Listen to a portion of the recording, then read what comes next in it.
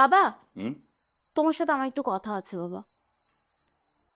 মা, তুই যেটা বলবি সেটা আমি জানি।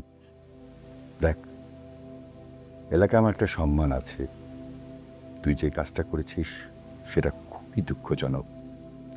আমি এটা কোনোভাবেই মেনে নিতে পারবো না।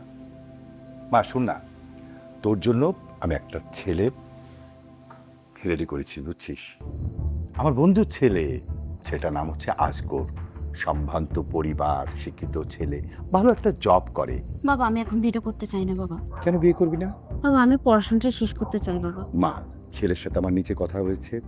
ছেলে বলেছে যে তুই যদি বিয়ের পর পড়াশোনা কন্টিনিউ করতে চাস সে করাবে, কোনো সমস্যা নেই। বাবা, আমার আমার কথা একটু শোনো বাবা। একদম চুপ। দেখ মা, প্রত্যেকটা বাবা মাই চাই সন্তান বড় হয়ে যাওয়ার পর সঠিক পাত্রের কাছে মেয়েকে পাত্রস্থ করা। আমি সেটাই চাই। প্লিজ তুই আমার বাবা। দায়িত্ব পালন করতে দে প্লিজ।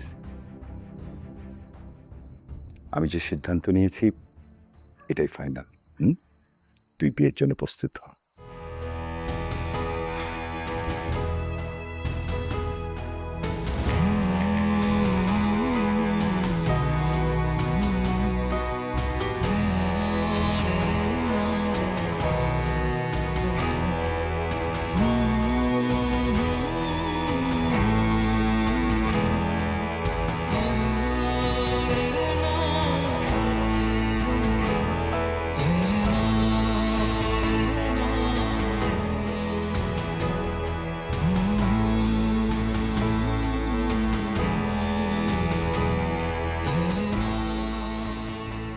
দোস, এই নে, তোর 2 জনের টিকিট।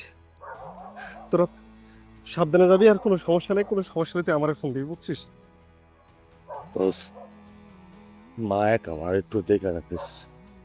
আরে খাওয়া মানে তো আমি দেখে রাখবো, সমস্যা নাই তো।